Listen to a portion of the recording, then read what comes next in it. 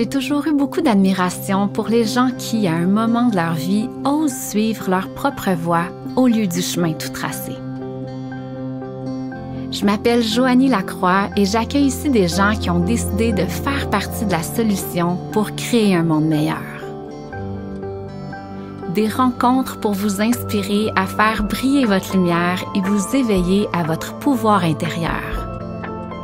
Je crois profondément que nous avons tous quelque chose d'unique à apporter au monde. Et je suis convaincue que notre vie devient riche de sens lorsqu'on partage notre magie. C'est notre plus belle contribution parce que chacun de nous peut changer le monde à sa façon.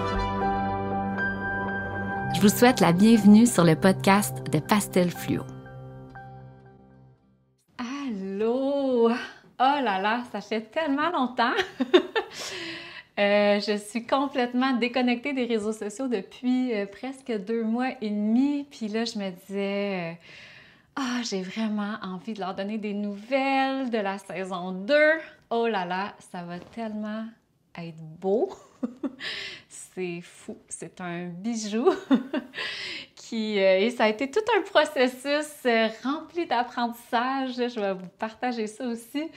Mais c'est ça, dans le fond, ça fait comme 2 mois et demi que j'ai vraiment ressenti le besoin de déconnecter des réseaux sociaux pour me régénérer, pour vraiment refaire mes forces parce que ça a été un automne très intense, énormément dans l'action. et je suis vraiment heureuse aussi de vous partager tout ce qui s'en vient sur Pastel Fluo avec la saison 2. Oh my God! Puis je veux commencer par vous remercier, en fait, d'avoir contribué à cette campagne-là de sociofinancement qu'on a fait l'été dernier. Wow! Vous allez capoter! Honnêtement, tu sais, là, la grande majorité des tournages sont complétés, puis c'est un bijou, c'est tellement beau, c'est tellement rempli d'espoir, c'est tellement rempli de solutions, c'est tellement rempli de lumière. Ça fait du bien à l'âme, ça fait du bien au cœur, ça donne espoir, en fait, de voir autant d'êtres humains qui osent faire les choses autrement, mais qui nous montrent vraiment qu'on peut faire autrement, puis que ça favorise notre bien-être intérieur en plus dans tout ça. Fait que c'est ça, là, j'avais comme envie de faire un épisode de podcast en solo pour vraiment vous partager ce qui s'en vient. Il y a eu des petites modifications aussi, fait que je veux comme vous partager tout ça. Puis, c'est ça, ça a été, comme je le disais au début, ça a été un gros processus aussi pour moi d'évolution à travers tout ça.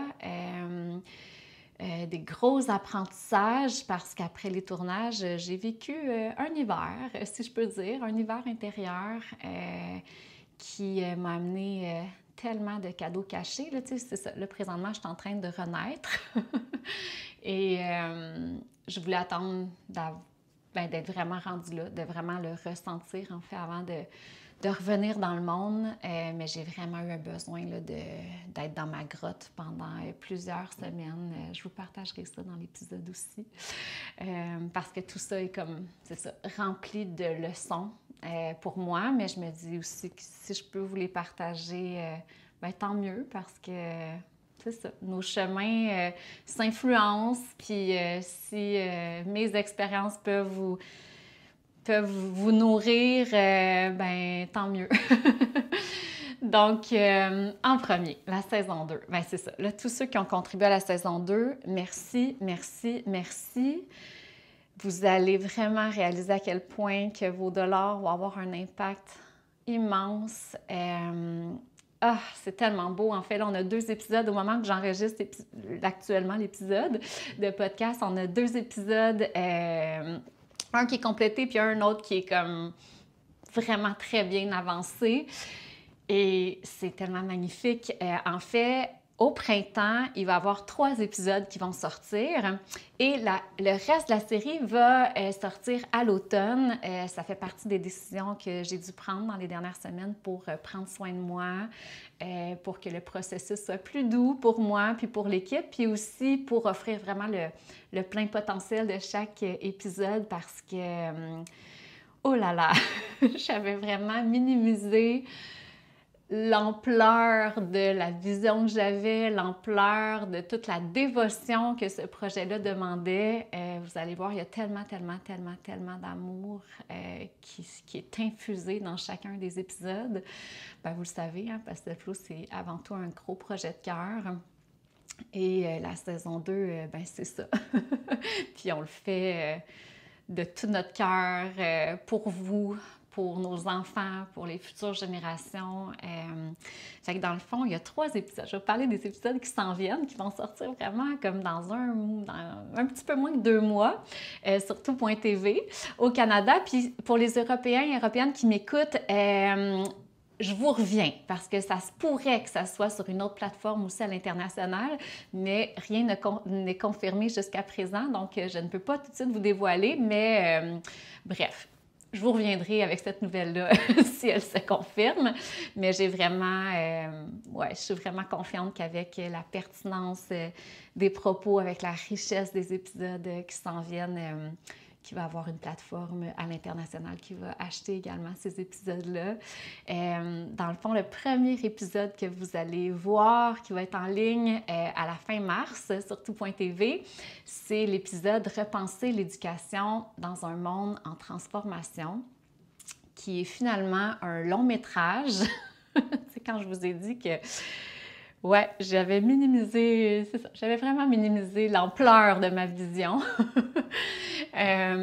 Mais c'est tellement beau, là. En fait, ce documentaire-là, ben tu sais, moi, là, ça fait des années, ça fait, ouais, depuis que mon fils est très petit, et là, il est rendu à 11 ans, que j'écoute des TED Talks, que j'écoute des podcasts, que j'écoute des documentaires, que je lis des livres sur le sujet de l'éducation, tu sais, pour vraiment repenser l'éducation avec dans la période où on est rendu aujourd'hui, puis avec aussi tous les défis qui attendent nos enfants dans l'humanité. Donc, tu sais, je me questionne beaucoup sur est-ce que nos enfants apprennent encore la bonne chose à l'école? Est-ce que, oui, le partage de connaissances est super important, le partage de savoir, mais peut-être qu'ils devraient aussi apprendre d'autres choses pour être bien, pour être épanouis, pour contribuer à un monde meilleur, ancré dans leur unicité. Donc c'est ça. T'sais. Puis j'en ferai pas 2 documentaires sur l'éducation, fait que je me suis dit, ben tant qu'à le faire, je vais bien le faire. Et c'est vraiment, vraiment beau. En fait, on est allé à différents endroits du Québec. On a filmé dans différentes écoles, autant à la pédagogie Montessori, pédagogie Waldorf, école publique alternative de pédagogie par projet. On était dans une école traditionnelle publique, mais qui ose faire les choses autrement. On était dans un centre d'apprentissage libre qui accompagne les familles qui font du unschooling, qui font l'école maison aussi. Donc, tu sais, moi, je voulais vraiment donner un portrait global, puis être surtout dans les solutions, parce que souvent, ben, quand on lit des articles de journaux ou même les documentaires qui ont sorti dans le passé, on vient vraiment présenter ce qui ne fonctionne pas. Puis je pense que c'est important. Mais moi, je voulais montrer les solutions, tu sais. Puis c'est ça, Pastel Flow, c'est de bousculer le système, si je peux dire, de shaker le système, mais à travers la lumière, à travers l'espoir, à travers ce qui fait du sens pour l'humain. Et on est vraiment là-dedans, là, dans le documentaire. C'est tellement beau, c'est tellement concret, ça donne un portrait tellement riche et diversifié de ce à quoi peut ressembler l'éducation à travers toutes les personnes qu'on a rencontrées. Puis en plus, c'est super gros groundé parce que c'est appuyé par la science. Dans le fond, j'ai même été rencontrer Dr. Céline Fouquet, qui est une neuroscientifique, qui est vraiment spécialisée dans l'innovation pédagogique, puis qui nous apprend en fait qu'est-ce qui favorise l'apprentissage. Puis c'est là qu'on se rend compte qu'il y a un grand fossé entre ce qu'on connaît actuellement sur le développement du cerveau des enfants, sur ce qui favorise la mémorisation, ce qui favorise l'apprentissage et les réseaux neuronaux, donc la plasticité du cerveau et la façon dont l'école traditionnelle, notre système traditionnel fonctionne et qui n'a qui a très peu évolué depuis 1961, lorsque le ministère de l'Éducation a été créé. Donc ça, c'est le premier épisode. Il va aussi avoir un épisode où est-ce qu'on repense le système de santé. Oui, donc c'est des gros sujets. Dans le fond, tu sais, la différence entre la saison 1 et la saison 2, c'est que plutôt que de suivre, comme à la saison 1, vraiment une personne à travers son histoire, son parcours, je voulais vraiment amener des thématiques qui, pour moi, sont importantes à présenter pour avoir une réflexion individuelle, collective. Puis à travers ces thématiques-là, bien, il y a différentes personnes qui viennent nous faire des partages en lien avec leur propre parcours personnel ou encore leur propre expertise, là, dans le cadre, par exemple, de l'éducation ou plus du système de santé. Fait qu'il y a un épisode où est-ce qu'on suit Sophie Reiss, qui est une de mes amies, qui a vécu le cancer et qui a vraiment pris sa responsabilité, si je peux dire, pour faire tout ce qui était en son pouvoir, en fait, pour changer ses habitudes de vie, en parallèle, naturellement, au traitement de chimio, à la médecine traditionnelle. Mais en fait, c'est vraiment...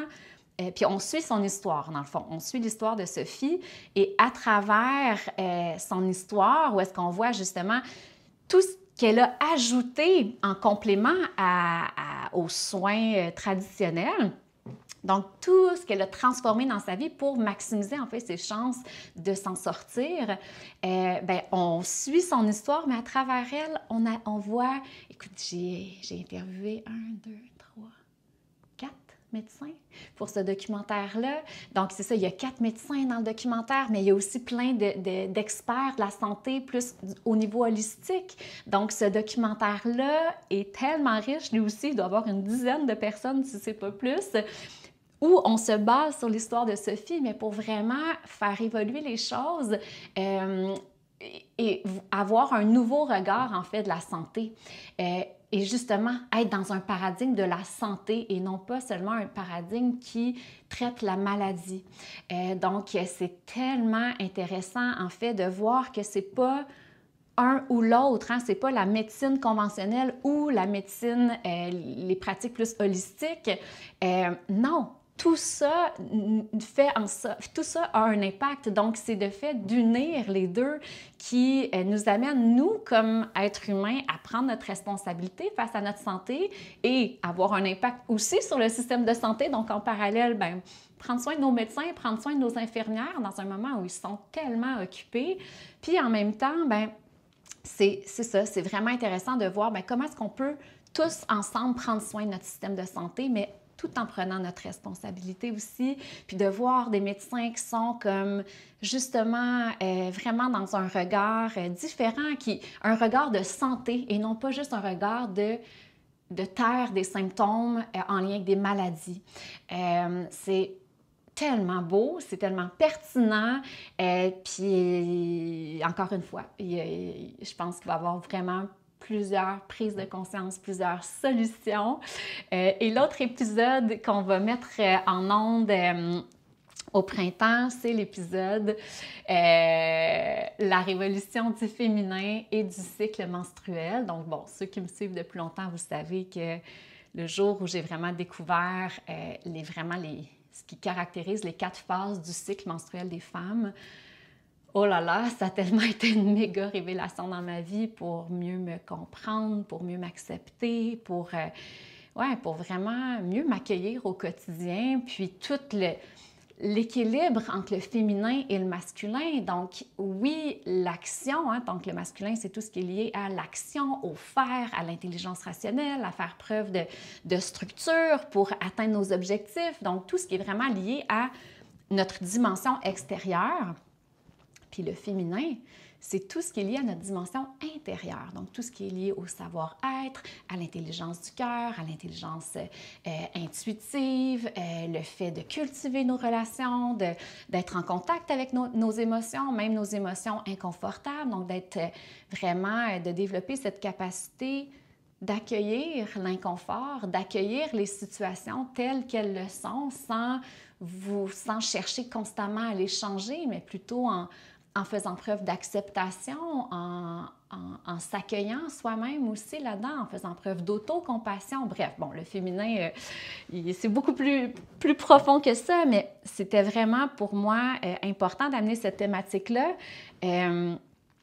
Et aussi, ben moi, je crois profondément que plus qu'individuellement et collectivement, on va renouer avec notre part féminine, que l'on soit un homme ou une femme. Hein? Donc, c'est vraiment des qualités, des capacités, des valeurs, les valeurs féminines, masculines qui sont en chacun de nous. Mais plus qu'on va venir créer cet équilibre entre la tête et le cœur, bien plus qu'on va être en harmonie, autant dans nos vies personnelles, mais aussi au niveau collectif. On va prioriser l'humain. Donc, le documentaire, justement, nous fait prendre conscience qu'actuellement et depuis des milliers d'années, ben, on est justement dans une ère qui valorise énormément les valeurs masculines. Et là, on est rendu aux limites de ce paradigme-là. On a besoin de retrouver un équilibre entre le faire et l'être. Et donc, à travers l'histoire de Josiane Sarrazin-Côté, que j'aime d'amour, et Cynthia Marc-Aurèle, Cynthia Ma, que j'ai déjà invitée sur le podcast. Cynthia qui va vraiment plus nous parler du cycle menstruel et Josiane qui nous amène vraiment à prendre conscience de la richesse des différentes qualités féminines. Bien, à travers leur partage, leur histoire, bien, on vient vraiment amener cette révolution du féminin, si je peux dire, et du cycle menstruel. Donc, tu sais, ça, même cet épisode-là, je le vois vraiment comme un outil. Comme un outil pour que vous puissiez, tu sais, puis tu sais, supposons tous ceux, c'était le cercle de fermeture la semaine dernière de Renaître à soi, puis c'était aussi les derniers cercles de femmes, parce qu'il y a des femmes qui font la formule intime, que j'appelle. Donc, on a des cercles de femmes à travers la formation Renaître à soi, puis le cycle menstruel revient vraiment souvent parce que je donne des ateliers sur le sujet dans la formation, puis tu sais, je leur disais, mais là, vous allez avoir ce documentaire-là, tu sais, pour le montrer à vos amis. C'est vraiment cette idée-là que ça devienne aussi des outils. Puis même la saison 2, quand j'avais la vision de la saison 2, bien, je voulais justement que les gens puissent utiliser nos documentaires pour amener des discussions. Puis il y en a plein qui le faisaient à la saison 1. Tu sais, je trouvais ça tellement beau. Les gens, ils m'écrivaient en me disant, ah, on se fait une soirée pastel fluo. Puis là, ils écoutaient un documentaire, puis après ça, bien, ils réfléchissaient ensemble, ils partageaient leur prise de conscience. Puis je trouve ça tellement riche parce que ça permet justement de mieux intégrer, parce que des fois, bien, telle personne, ça va être tel aspect qui va l'avoir marqué, mais nous, on va peut-être l'avoir oublié, tandis que si on en parle, après avoir vu le documentaire, ça permet d'intégrer certaines choses qu'on a peut-être oubliées.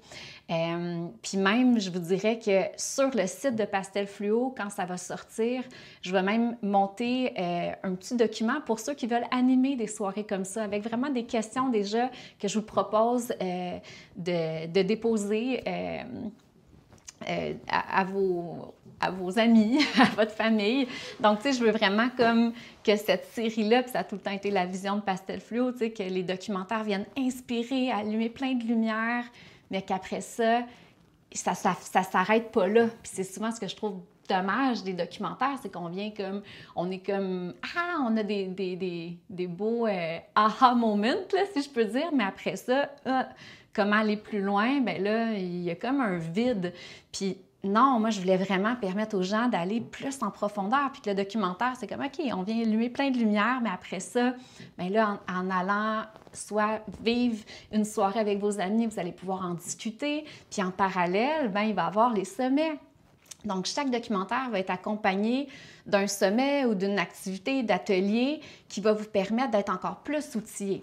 Fait que c'est vraiment... Ça va rassembler comme autant les gens de ce documentaire-là, mais aussi d'autres experts du milieu en lien avec la thématique, en fait, du documentaire en question. Fait que, ouais, c'est vraiment beau. Je suis vraiment excitée de mettre ça au monde. J'ai l'impression de porter ce projet-là dans mon ventre depuis tellement d'années, puis... Ah, c'est ça. Je suis comme fébrile de vous présenter tout ça. Puis surtout que là, tu sais, je le sais que c'est vraiment bon. Fait que, bref, ça s'en vient bientôt. Puis à l'automne, il va y avoir l'épisode sur les sagesses autochtones. Puis après ça, on va être vraiment beaucoup sur l'impact de la nature. Donc, on va parler des bienfaits du Shinrin-yoku, donc des bains de forêt. Puis aussi, avec différents protagonistes, on va vraiment réfléchir à comment est-ce qu'on peut observer la nature, prendre conscience des lois qui existent en nature et qui permettent à cette nature-là d'être hyper résiliente, d'évoluer depuis des milliards d'années. Et comment est-ce qu'on peut finalement réaliser que l'être humain, on est fait des mêmes lois naturelles. Donc, comment est-ce qu'on peut vraiment s'inspirer de la nature pour renouer avec notre nature profonde, mais aussi contribuer au collectif et repenser la transition. Je crois profondément que la nature comporte toutes les réponses pour vraiment nous engager dans une nouvelle transition, une transition au service de l'humain, au service du vivant, au service de la planète. Donc, c'est ça qui vous attend par la suite. Donc, c'est ça, c'est tellement beau. Puis en même temps, bien, comme je vous le disais tantôt, suite à ces tournages-là, bien, en fait, c'est que moi, là, comment vous dire? Ceux qui me suivent depuis longtemps, je m'en suis jamais cachée, là, que j'ai ce pattern-là qui vient avec ses beaux côtés, mais aussi ses côtés plus challengeants, hein, comme tout aspect de nos personnalités. Mais moi, je suis très intense, très passionnée et une grande humaniste. Et ce cocktail-là, ensemble, ça peut mener vers le fait de complètement dépasser ses limites. Puis moi, tu sais, je pense que pastel fluo, ça a tout le temps été mon grand défi. Je suis tellement passionnée par mon projet, puis c'est comme si c'est le projet que j'ai attendu toute ma vie. Puis quand Thomas est décédé, et que, bon, l'année qui a suivi, les mois qui ont suivi, que j'ai commencé à vraiment me dire, OK, comment est-ce que je peux nourrir la vie à l'intérieur de moi plutôt que nourrir la mort? Comment est-ce que je peux vraiment nourrir ce qui me fait pétiller à l'intérieur pour tranquillement retrouver le sourire après cette grande période d'hiver intérieur quand Thomas est décédé, mais puis cette prise aussi de conscience que hey, t'es en santé, là. T'as juste une vie à vivre, là. Donc, tu sais, ça a vraiment été ce grand processus. Puis là, bon, je répéterai pas ce que j'ai dit dans la dernière fois, là, ça fait déjà quelques années, mais que j'avais enregistré un épisode solo, le seul autre épisode solo. Mais tu sais, je vous avais vraiment partagé ce processus-là en lien avec les nouveaux choix de vie, mais ça a été vraiment partie prenante de mon cheminement, tu sais, puis même dans Renaître à soi, c'est le premier atelier, il s'appelle « Rechoisir sa vie ». Parce que justement, je crois profondément que quand on prend le temps de rechoisir notre vie, de prendre conscience, hey, est-ce que telle chose dans ma vie, ça me nourrit? Est-ce que ça me donne de l'énergie? Ou au contraire, ça m'éteint, ça m'enlève de l'énergie, ça diminue mon énergie vitale, et de faire peu à peu des choix en fonction de ça, on peut vraiment transformer notre vie, on peut vraiment se sentir plus aligné. Puis tu sais, pour moi, ça a été c'était super important que ce soit le premier atelier de renaître à soi, mais justement, tu sais, quand Thomas est mort, j'étais tellement assoiffée d'un projet qui allait finalement faire du sens pour moi, d'un projet qui allait me permettre d'offrir mes talents, d'offrir mes dons, puis mes talents qui sont pas encore développés, là, parce que je veux dire, avant Pastel Fluo, j'étais productrice, j'étais vraiment dans le côté très rationnel, très masculin, c'était les budgets, c'était la gestion, j'étais très loin de la créativité, puis j'avais cette soif de créativité, puis c'est ce que Pastel Fluo m'a permis de découvrir. En fait, ça m'a permis d'aller voir, c'est quoi que je porte, moi, puis qu'est-ce qui m'intéresse, moi, puis c'est quoi mes talents, moi, puis comment est-ce que je peux les offrir au monde. Puis c'était vraiment cette idée-là, tu sais, à travers Pastel Fluo, de rassembler plein d'artisans du milieu de la télé, des tops dans leur domaine, mais qui avaient cette même soif d'offrir leur talent au service d'un monde meilleur, de faire une différence. Donc, c'est ça. Donc, tu sais, Pastel Flow, ça a tout le temps été un peu mon défi d'être tellement passionnée par mon projet, puis de savoir aussi, tu sais, que...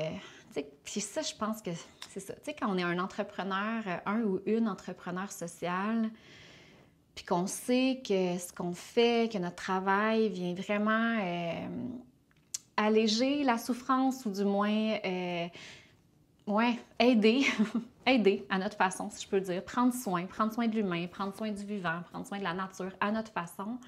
Mais des fois, c'est vraiment facile de glisser dans le fait, comme je disais tantôt, de dépasser nos limites. Puis, ben, autant que c'est magnifique ce qui vous attend, puis que je ne regrette jamais d'avoir mis tout cet amour et cette dévotion au service du projet, mais je pensais jamais que ça allait être autant de dévotion. Justement, mon chum, il a une belle image. Je trouve que ça représente vraiment bien ce côté passionné qui, des fois, m'amène dans le dark side, dans cette ombre, si je peux dire, de toute cette passion et cette intensité envers mon projet. C'est comme si, des fois, tu es sur le top d'une montagne de ski, puis tu as le soleil d'en face, puis là, tu vois l'horizon, là, où tu veux amener ton projet, puis qu'est-ce que tu veux, comme amener comme vision, puis là tu vois juste du gros soleil,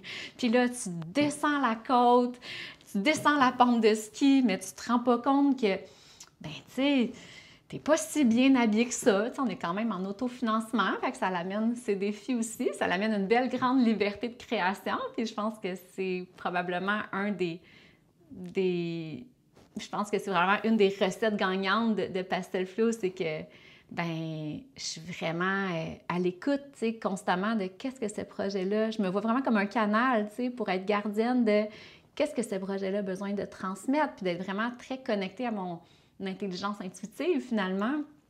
Mais le fait qu'on ait très peu de financement, ça vient aussi avec plein de défis, là, comme vous pouvez vous l'imaginer. Fait que c'est comme si là, tu as commencé à descendre la pente de ski, puis sans trop t'en rendre compte, tu es arrivé dans une piste double expert avec des bosses. Puis là, de moment donné, le soleil, la météo a changé, c'est devenu une méga tempête. Puis c'est un petit peu ça, en fait, mon automne. En fait, cet été, la campagne de sous-financement s'est terminée à la mi-juillet, à ma fête, le 15 juillet. Puis après ça, bon, tu sais, on voulait comme quand même profiter de notre été, l'équipe. Donc, on a peut-être fait 4-5 journées de tournage cet été. Fait que c'était quand même assez relax, tu sais, pour vraiment profiter du temps avec nos enfants, avec notre famille. Puis on s'était dit, ben quand l'automne va recommencer, que l'école va recommencer, ben là, on va faire la majorité des tournages à ce moment-là. Et c'est ce qu'on a fait. Mais tu sais, moi, avec toute ma passion, telle personne m'a dit « Ah, mais là, il faut vraiment que tu ailles interviewer telle personne, ça serait vraiment pertinent, puis telle autre personne. » Puis là, je suis comme « Ah, ben oui, vraiment, j'avoue que cette personne-là, j'ai vraiment envie qu'elle fasse partie du documentaire. » Mais là, finalement, le projet a grandi. C'est ça. Le projet a comme vraiment grandi. Il a pris plus d'ampleur. Et là, les 2 dernières semaines de tournage, là, je dirais là, en novembre, puis en plus, ça la donnait que, bon, moi, le 14 novembre, c'est la journée que Thomas est décédé. Et j'ai perdu ma petite fille aussi à la fin novembre, donc 2 ans plus tard. Donc moi, le mois de novembre, c'est tout le temps un mois, je pense que pour tout le monde, le mois de novembre, c'est tough.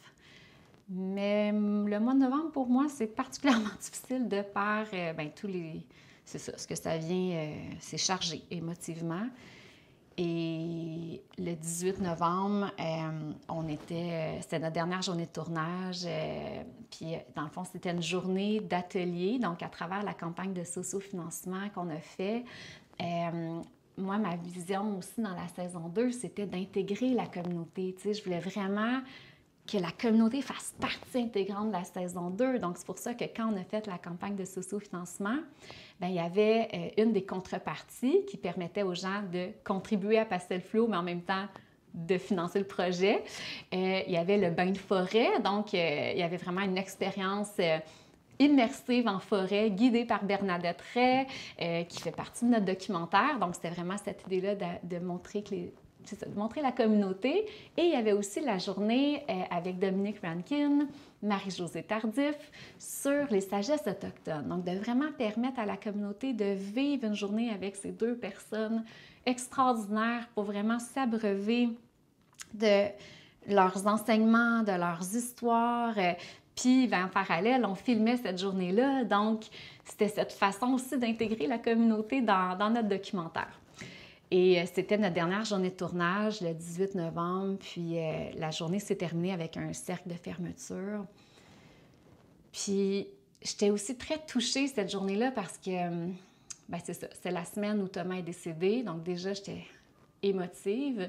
J'étais fatiguée. C'était l'accumulation de tous les tournages aussi de l'automne, puis toute la planification, parce que je porte beaucoup de chapeaux dans Pastel Fluo. Donc, c'était comme tout ça qui tu sais, quand la pression, quand on arrive au bout, j'ai l'impression d'arriver à la ligne d'arrivée, là, puis je me suis mis à pleurer au cercle de fermeture. Puis, moi, premièrement, ce qui me touchait beaucoup, c'était de voir la beauté des êtres humains qui étaient là. Toute la journée, dans mon cœur, j'arrêtais pas de me dire « Oh my God, non mais quelle belle communauté! » La gang de Pastel Fluo, c'est comme tellement des beaux êtres humains, ça redonne tellement foi en l'humain. Puis moi, j'aime bien faire des câlins dans la vie, fait que des fois, c'est le côté, je trouve, qui est plus difficile pour moi d'être... surtout en contact avec vous par les réseaux sociaux. Tu sais, j'aime ça. Je suis humaine, là. J'aime le côté humain. J'aime prendre les gens dans mes bras.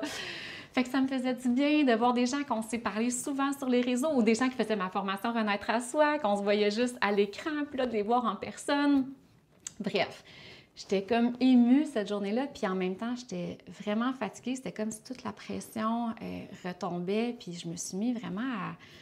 Ouais, je me suis mis à pleurer au cercle de fermeture. Puis aussi, ce qui me rentrait dedans, c'est que moi, probablement l'enseignement de Dominique Rankin, donc qui est le chef autochtone. D'ailleurs, si vous n'avez pas écouté l'épisode avec eux, je pense que c'est l'épisode 6 sur le podcast. C'est vraiment... c'est vraiment bon. Je vous invite vraiment à aller écouter cet épisode-là. Mais moi, l'enseignement de Dominique qui m'a le plus marqué, c'était « Donne-toi tout. Donne-toi tout en premier. » Puis je me rappelle quand j'ai fait ma retraite avec eux, là, plusieurs années, je l'avais noté dans mon journal, là, je l'avais souligné, là, « Donne-toi tout. Donne-toi tout en premier. » Puis ça revient même à l'image que je donne souvent aux filles qui font renaître à soi, aux filles et aux gars, parce qu'il n'y a pas beaucoup de gars, mais il y en a quand même un peu, je ne veux pas les exclure. Mais c'est l'image de la fontaine. Puis je l'ai même tatouée dans mon dos l'été dernier. La fontaine, c'est... dans le fond, dans une fontaine, il y a deux parties. Il y a le bassin et il y a la partie fontaine. Mais la fontaine, là, pour qu'elle puisse offrir son eau, pour qu'elle puisse offrir toute l'abondance, elle a besoin que le bassin soit rempli d'eau. Et donc, pour moi, l'image de la fontaine, elle est tellement importante parce que, justement, ce cocktail-là entre mon intensité, mon côté très passionné, puis mon gros côté humaniste, c'est facile pour moi. C'est vraiment un de mes plus grands défis de donner trop pour les autres, puis de m'oublier à travers tout ça pour prendre soin des gens autour de moi. Puis je pense que c'est très femme, puis je pense que c'est très aussi maman. Je pense que les mamans, on a beaucoup ça en nous. Mais bref, je me suis mis à pleurer à la fin du cercle en disant « Aïe, donne-toi tout ». Ça a été l'enseignement qui m'a le plus marqué, puis je réalise à quel point que je ne me suis pas donné tout dans les derniers mois. Au contraire, je ne me suis pas respectée en premier. J'ai tout donné pour les autres, mais là, je me sens tellement vidée. Puis je disais aux filles et aux gars, il y avait des gars aussi cette journée-là, je disais aux gens, tu sais, je ressens vraiment le besoin d'aller dans ma coquille. C'est un peu comme la tortue qui revient dans sa coquille pour refaire ses forces, pour faire taire le bruit extérieur aussi. Puis quand je suis revenue chez moi, ouais, j'étais vraiment, vraiment, vraiment vidée. Puis, tu sais, en tout cas, si vous vivez des périodes plus difficiles ou vous avez même des émotions, tu sais, inconfortables qui vous indiquent que vous avez besoin de prendre soin de vous, ouais, je vous invite vraiment à vous demander, tu sais, c'est quoi les soins que j'ai besoin? Qu'est-ce que j'ai de besoin? Puis moi, c'était vraiment clair. La première chose, quand je me suis dit, ouf, OK, maintenant que j'ai vraiment dépassé mes limites, comment est-ce que je peux me régénérer? C'était de déconnecter des réseaux sociaux.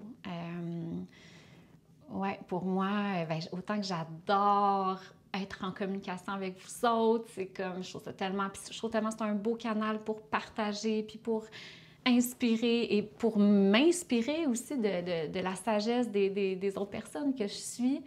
Mais en même temps, j'ai vraiment une relation un peu amour-haine parce que je trouve que, oh là là, c'est tellement de temps, des fois.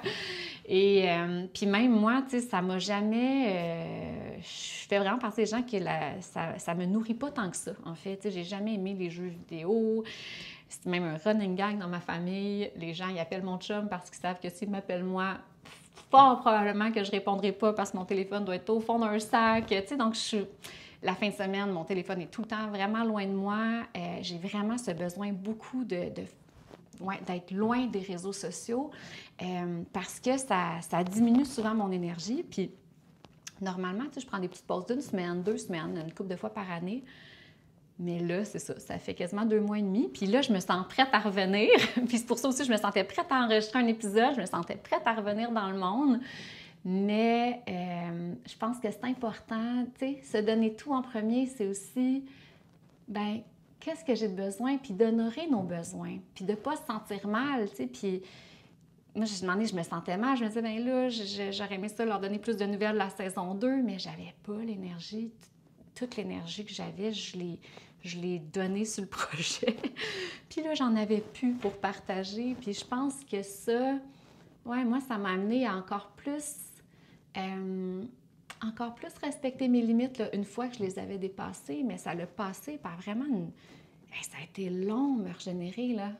Vraiment long. Puis c'est ça aussi, je pense que plus qu'on dépasse nos limites, bien plus que c'est long de revenir dans une période de printemps ou d'été. Puis en plus, c'est fou, hein? Tu sais, des fois, quand on est dans des hivers intérieurs, c'est comme si tout arrive en même temps. Mon papa, je pense pas que je vous en ai parlé à vous ici, là, j'en ai plus glissé un mot aux gens qui font ma formation Renatre à soi, mais mon papa a une maladie neurodégénérative, puis ça fait 6 ans qu'il est diagnostiqué, mais on était vraiment chanceux. En fait, sa maladie évoluait naturellement, mais de façon beaucoup moins rapide que la moyenne des gens qui sont atteints de sa maladie. Et en décembre, mon père a eu un épisode qu'on appelle de délirium, où est-ce qu'il a complètement perdu ses capacités. Et depuis ce temps-là, mon papa, il y a une grosse différence, là, en fait. Puis ces épisodes-là, ce qui paraît de délirium, vont revenir. Puis à chaque fois, ça va faire dropper ses capacités. Donc, tu sais, je vis aussi... c'est beau, hein, comment que la vie nous parle des fois, parce que en décembre, quand mon papa a eu cet épisode-là de délirium, ben j'ai commencé à réaliser plus que jamais, je le réalisais avant, mais là, c'est comme encore plus une évidence que ces moments-là de présence, donc autant de présence cognitive, parce que sa maladie atteint son corps physique, mais aussi son cerveau. Donc, ces moments de présence cognitive, mais aussi ces moments de présence physique avec lui, bien, la fenêtre se rétrécit de plus en plus et ça peut aller très vite. En fait, dans le cas de la maladie de mon père, ça peut dégénérer très, très, très rapidement. Donc là, c'était comme si, même avec mes frères, tu sais, on se disait, OK, il faut vraiment libérer de l'espace dans nos vies là, pour prendre soin de papa, là, pour être là pour lui, pour créer des souvenirs, pour lui rappeler à quel point qu'on l'aime, à quel point lui rappeler aussi son essence, tu sais. Moi, c'est ça qui me touche beaucoup avec mon papa, c'est que la maladie neurodégénérative prend tellement de place au niveau cognitif que je veux lui rappeler dans les prochains mois, dans les prochaines années, à quel point que mon père, son essence va vraiment au-delà de ses pertes cognitives, parce que des fois, je pense que c'est ce qui peut arriver dans le cas de ces maladies-là, c'est que les gens qui sont atteints de ces maladies-là, ils pensent qu'ils deviennent leur maladie. Mais mon père, c'est ce que je lui rappelle souvent, papa, quand je pense à toi, quand je pense à mon père, c'est que je pense à la beauté de son cœur, à la pureté de son cœur, à son humour, je pense pas à mon père malade. Donc, de rappeler aussi à mon père ce que je vois de lui, comment je le reconnais au-delà de sa maladie. Bref, le fait que j'aille tellement manqué d'espace, puis que là, cette épreuve-là arrive en plein dans mon hiver intérieur, à la mi-décembre, donc 3 semaines après qu'on ait arrêté les tournages, pour moi, c'était comme un gros reality check, comme si la vie me ramenait à l'essentiel, tu sais. Donc, oui, de donner à Pastel Fluo, oui, de donner à la société, mais la famille, mon père, je veux dire, c'est tellement important. Puis si j'ai pas d'espace dans ma vie, puis que le travail prend toute la place, que ma contribution au monde, même si elle est très belle et qu'elle a un impact, mais ça n'enlève pas qu'il n'y aura jamais un projet qui va être trop beau pour réduire ces moments précieux avec mon père, tu sais. Puis prendre soin de ma mère aussi, parce que ma mère, c'est la prochaine aidante, puis ma mère est... Oh, ma maman, c'est tellement une femme extraordinaire, mais justement, elle est beaucoup dans le donner. Puis c'est ce que je rappelle beaucoup à ma mère là, dans le dernier mois. Maman, là, maintenant, là, plus que jamais, il faut que tu prennes soin de toi pour être capable de donner à partir d'un espace qui est plein. Donc, la fameuse image de la fontaine, encore une fois. Fait que c'est tellement beau comment que mes apprentissages m'amènent à dire à ma mère, maman, c'est facile de tomber dans le trop donné. Fait que là, laisse-nous prendre un peu le relais pour toi aussi te reposer. Puis il y a ma mamie de 90 ans, je suis comme super proche de ma mamie, puis j'aime ça souvent aller passer des après-midi avec elle. Moi, j'ai mes vendredis self-care, dans le fond, là, qui est comme mon cadeau depuis janvier 2023. Chaque vendredi, c'est ma journée pour prendre soin de moi. Je vais souvent faire des bains de forêt, je vais au yoga, je vais souvent au yoga nidra. Donc, yoga nidra, c'est une méditation profonde, régénérative. Des fois, je m'offre des soins. Puis souvent, justement, j'allais voir ma mamie. C'était aussi cette idée-là que dans mes vendredis self-care, mais ça soit des journées où le temps est à prendre soin de moi, mais le temps est aussi à nourrir les liens avec ceux que j'aime. Puis là, ma mamie, je veux dire, cet automne, j'ai été la voir. Il y a peut-être eu 2 après-midi que j'ai été passée avec elle. Puis ma mamie, je veux dire, à chaque fois que je dis bye-bye, je ne sais jamais si c'est la dernière fois. Fait que c'est comme, ouais, nourrir les liens. Donc, c'est beau qu'en ayant tellement tout donné pour le projet, puis d'avoir comme vu l'impact de c'est quoi de trop donner, c'est beau à quel point que ça a eu un reflet et que ça a créé plein de contractions dans ma vie personnelle qui m'a montré que quand on n'a pas d'espace, quand on est trop dans le masculin, quand on est trop dans la to-do, quand on est trop dans le faire, quand on est trop dans les tâches, dans les responsabilités, qu'on ne peut pas être dans le prendre soin, qu'on peut beaucoup moins être dans le prendre soin de nous, dans le prendre soin de ceux qu'on aime. Puis, je pense que la transition est très liée à ça. Tu sais, on est là actuellement, on n'a pas d'espace dans nos vies. D'ailleurs, je fais une parenthèse, mais j'ai écouté dernièrement la série Crever, qui est portée par Bianca Gervais sur Tout.tv, puis c'est vraiment intéressant, là, c'est un peu comme justement l'impact de cette société tellement ancrée dans les valeurs masculines. Donc c'est ça. Donc, on arrive comme aux limites actuellement et je suis certaine, et c'est un des messages du documentaire La Révolution du féminin, que pour revenir dans une transition qui prend soin de l'humain et de la planète, justement, on doit remettre cette grande valeur féminine qui est le prendre soin à l'avant-plan. On doit libérer de l'espace dans nos vies pour prendre soin de nous, prendre soin de ceux qu'on aime, prendre soin de nos enfants, parce qu'il y a eu ça aussi.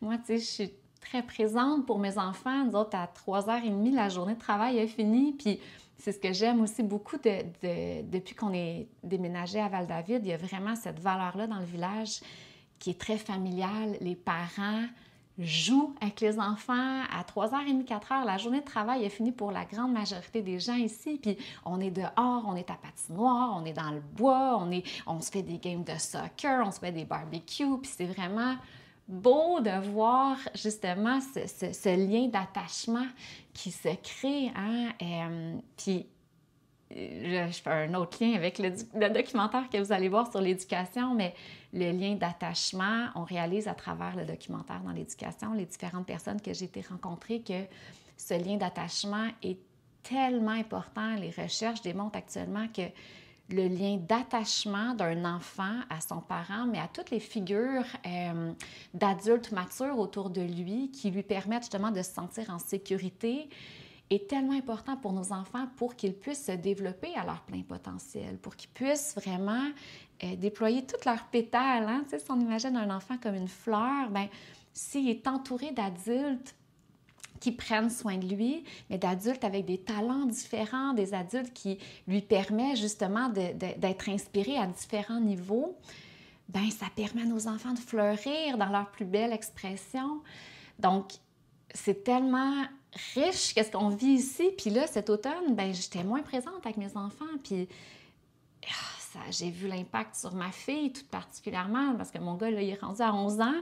Fait qu'il a besoin de sa maman, mais il est vraiment dans une phase qui a besoin aussi de nourrir beaucoup les liens d'amitié, puis il est un peu plus indépendant. C'est normal, il est rendu à cet âge-là.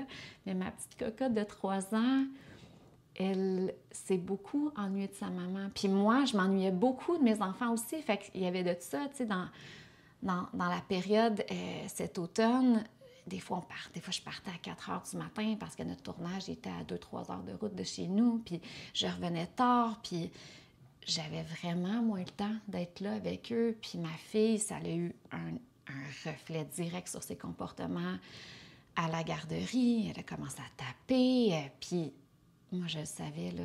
C'était clair. Pour moi, j'étais comme, elle est en manque de sa maman. Puis, pour faire un autre lien avec une protagoniste de notre documentaire sur l'éducation, qui est Dr. Céline Lamy, qui est une amie à moi, qui est une pédopsychiatre. Peut-être que vous la suivez sur les réseaux sociaux. Elle est extraordinaire, cette fille-là.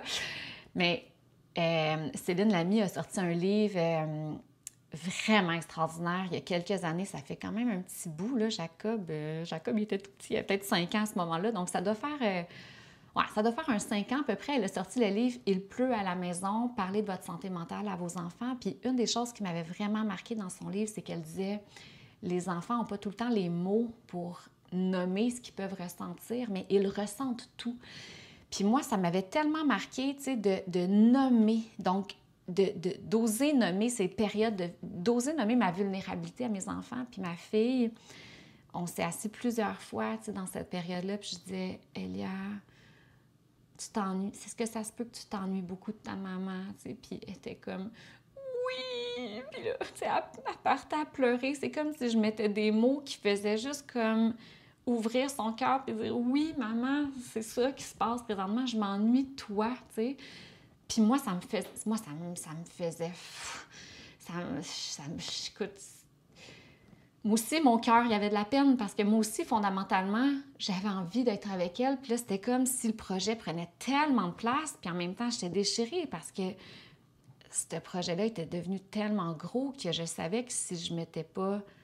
Bien, si je me dévouais pas, si je mettais pas le temps... comme je le faisais, ben ce projet-là ne pouvait pas voir le jour. Puis même, je vous dirais que... puis vous allez comprendre quand la saison 2 va sortir, mais c'est un miracle là, que ce projet-là voit le jour, dans le sens que ça l'a demandé tellement d'amour. Tellement d'amour.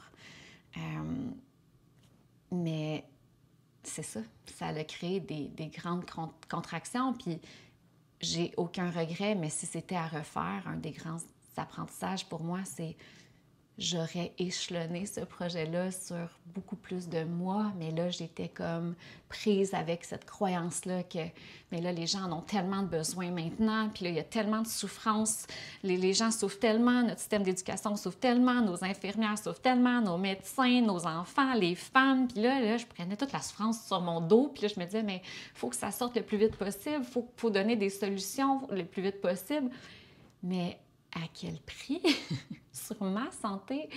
Puis, en tout cas, j'y reviendrai, mais il y a tellement eu d'apprentissage. Ah, c'est beau, c'est beau, c'est beau à quel point quand on touche nos ombres intérieures, à quel point c'est comme les plus beaux tremplins par la suite pour nous permettre de lâcher des croyances qui nous pèsent au final, tu sais. Donc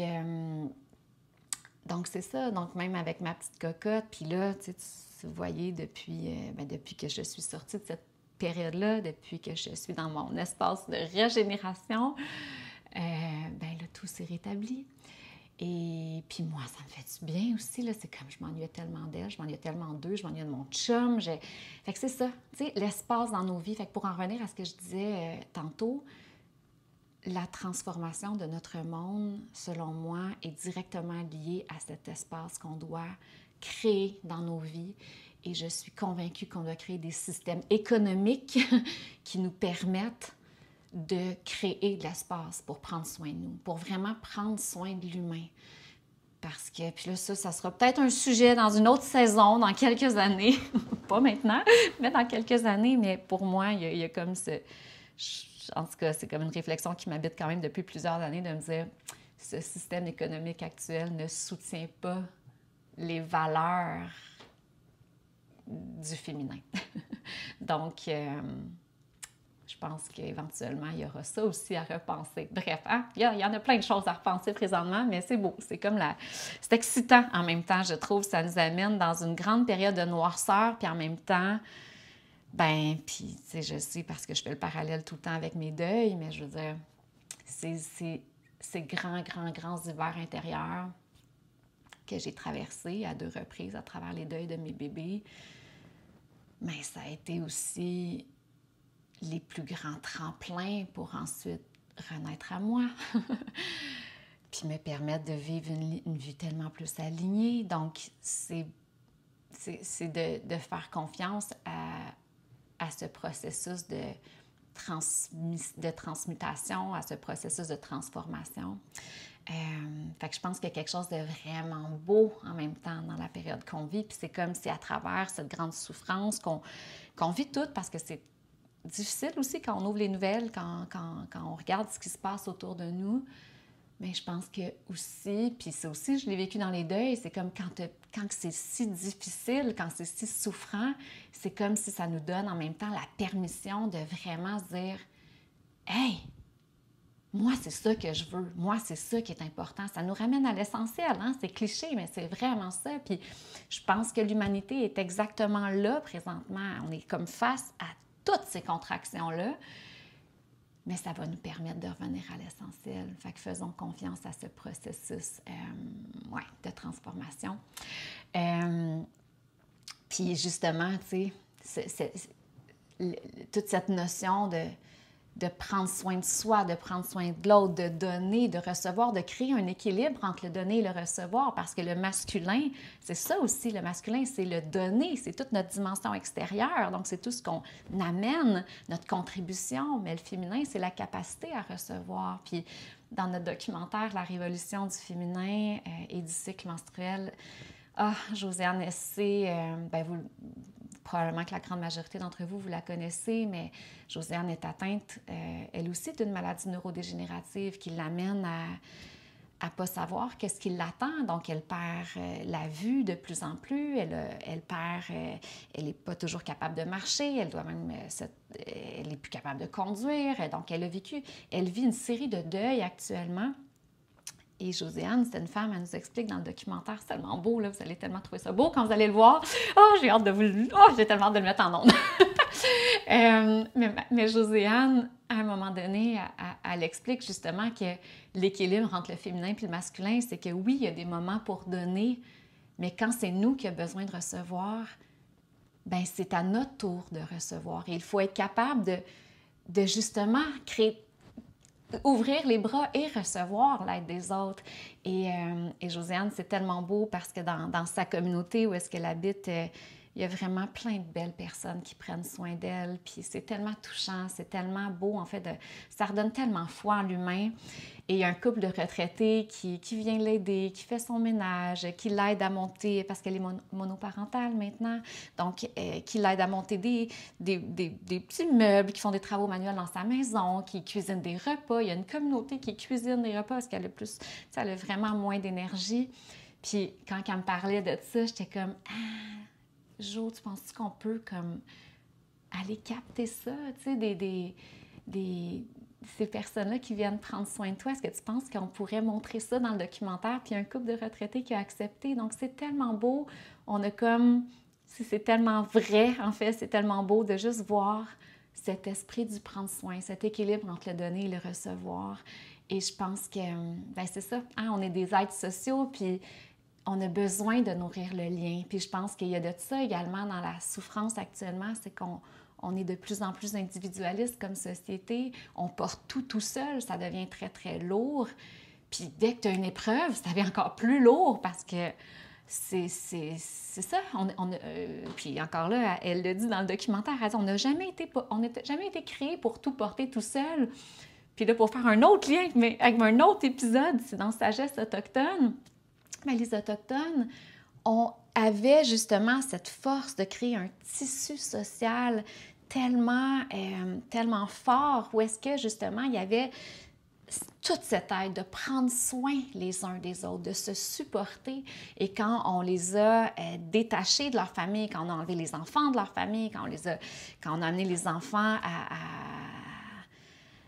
à devenir de bons petits blancs, là, comme les gens disaient à ce moment-là, ça me fait capoter. C'est fou parce que je trouve que, mon Dieu, c'est eux qui portent les solutions actuellement à la transformation de notre monde. Je pense qu'on devrait tellement apprendre à écouter leur vision de la vie, leur philosophie de vie.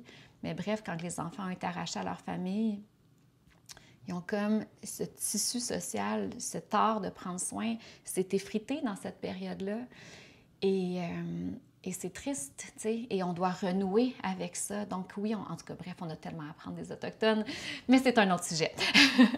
Mais le prendre soin pour moi, c'est comme le prendre soin de soi, mais le prendre soin des uns des autres, puis le prendre soin de la planète. Puis c'est ça aussi, quand on n'a pas d'espace dans notre vie, ben on a moins le temps de cuisiner, par exemple. Donc, on prend moins soin de la planète, on consomme plus, donc, c'est tout ça, en fait, le fait de ne pas avoir d'espace a un impact à tellement de niveaux dans nos vies et aussi sur la planète. Bien là, moi, je dis cuisiner parce que moi, je le vois directement quand j'ai pas d'espace, j'ai moins de temps pour cuisiner. Puis souvent, bien, on va comme acheter des trucs qui sont plus cuisinés maison, mais qui sont emballés dans des plats. Tu sais, moi, je fais mon épicerie sur Loufa, mais ça vient dans des plats, donc c'est pas zéro déchet. Fait que bref, puis demander, on fait ce qu'on peut, là. L'idée, c'est vraiment pas d'être parfait, mais j'ai juste cette réflexion-là de le fait qu'on n'a pas d'espace dans nos vies, ça l'amène plein de contractions. Fait que c'est ça, tu sais. Puis oui, il y a eu tellement d'apprentissage au cœur de cet hiver-là. Un autre aussi apprentissage c'est vraiment beau. Tu sais, dans la formation Renaître à soi, là, je reviens souvent à Renaître à soi, mais c'est juste que c'est comme mon processus que j'ai traduit en 44 ateliers, mais qui est pour moi, en vrai, je réalise à quel point qui est tellement riche ce processus-là parce que ça m'a amené dans les derniers mois à l'intégrer encore plus. Mais c'est ça, tu sais, dans ces périodes d'hiver-là, mais c'est fou, dans Renaître à soi, il y a un module qui s'appelle transformer son ombre intérieure en lumière, mais c'est ça, tu sais, quand on est dans nos hivers intérieurs, quand on est dans ces périodes-là de contraction, c'est comme ça vient, le grand cadeau, c'est que ça vient tellement mettre la lumière sur nos patterns, sur nos croyances. Puis moi, il y a vraiment eu un avant et un après à cet hiver intérieur-là. Honnêtement, depuis les deuils, j'avais jamais revécu un aussi gros hiver intérieur. Et là, c'est ça, c'était pas le même type d'hiver. Les deuils, c'est comme 2 fois des événements qui sont arrivés dans ma vie que j'avais pas choisi, que je devais juste trouver la façon de bien me les faire vivre, puis d'être dans l'acceptation de tout ça. Là, la saison 2, c'était comme plus de réaliser en fait l'impact de mes patterns, puis ça m'a amené plus c'était plus au niveau de la santé mentale, lié plus à d'épuisement, à un surplus de stress, à de l'anxiété aussi, parce que je me disais, mais comment je vais faire pour le mettre à terme? Sincèrement, il y a tellement eu de moments que je disais à mon chum, je sais pas si je vais y arriver, chérie, c'est tellement gros. Mais en même temps, c'est ça qui est beau, c'est que... Puis c'est ça, vous allez vraiment comprendre quand ça va sortir. C'est vraiment gros. Je veux dire, normalement, en télé, c'est des grosses équipes qui seraient sur des projets comme ça. Puis nous, on est une micro-équipe. Puis moi, je porte bien des chapeaux là-dedans. Mais en même temps, ce projet-là est porté par plus grand que nous. Puis c'est ça que je me suis rendu compte aussi à travers tout le processus. Puis c'est ça qui est beau, c'est qu'il y avait aussi un flot. Il y avait des choses qui se plaçaient naturellement. Il y avait comme des cadeaux qui se déposaient à tellement de niveaux dans le processus, dans les tournages. C'est comme si, même si c'était très chargé en termes de tout ce qu'on devait filmer, de tout ce que ça demandait. Puis tu sais, moi, quand je suis dans des projets, c'est vraiment comme si je rentre dans un vortex, là, tu sais. Donc, comme dans Renaître à soi, j'étais vraiment, quand j'ai créé, j'ai pris plein de notes pendant des années, mais vraiment quand j'étais dans le processus de création de la formation, bien, pendant 8 mois, j'étais juste dans ce processus-là. Puis tout le reste, tous les autres vortex, c'est comme tout était fermé pour me concentrer entièrement puis écouter complètement qu'est-ce qui devait être transmis, puis d'être vraiment dans ce vortex-là. Mais là, il y avait tellement de choses qui se passaient dans ma vie, qui m'amenaient à enrichir, à intégrer encore plus qu'est-ce que j'enseignais. Puis la saison 2, ça a été ça, c'est comme, on était dans un vortex, mais la vie nous supportait, là. C'est beau, en même temps, c'est beau. C'est comme, il y a comme une magie de la vie qui s'est vraiment opéré, puis vous allez le ressentir, tu sais, ce projet-là, ben, tu sais, je pense que tout le monde l'a ressenti aussi dans la saison 1, mais je pense que la saison 2, ça l'a comme demandé un degré de dévotion encore plus grand, puis je pense que je suis rendue encore plus loin, moi, dans mon processus de transformation intérieure, donc probablement qu'il y a comme une richesse dans la profondeur aussi, dans la façon que les sujets sont amenés, puis juste la richesse de cette saison-là de façon générale. Fait que bref, on est comme rentré dans un vortex, tu sais, puis où est-ce que je m'en allais avec ça? Je parlais de transformer l'ombre. Bon, je me suis un peu éloignée, mais je parlais de transformer l'ombre en lumière. Mais c'est ça. Fait que autant que ce vortex-là était comme dans un flot, puis je sentais que, my God, moi j'ai l'impression que l'invisible travaillait pour nous, là, honnêtement, là, j'ose le nommer, là, ici, là. Mais... oui, il y avait quelque chose de facile, même si ce n'était pas facile, mais bref, bon, j'imagine que vous comprenez ce que je veux dire. Mais le projet était porté. Mais justement, tu sais, ce vortex-là aussi, je me suis comme sentie aspirée dans un vortex de masculin, comme je vous le parlais tantôt, mais ça l'a mis la lumière sur des croyances que ça fait des années que je travaille, que j'essaie de transcender, puis que j'enlève des petits bouts, mais qui reste encore pris à l'intérieur de moi. Puis une des grandes croyances, puis un des grands cadeaux cachés, en fait, de cet hiver intérieur, si je peux dire, c'est... comment bien l'expliquer? En fait, j'ai une facilité à me sentir coupable quand je vois la souffrance du monde autour de moi.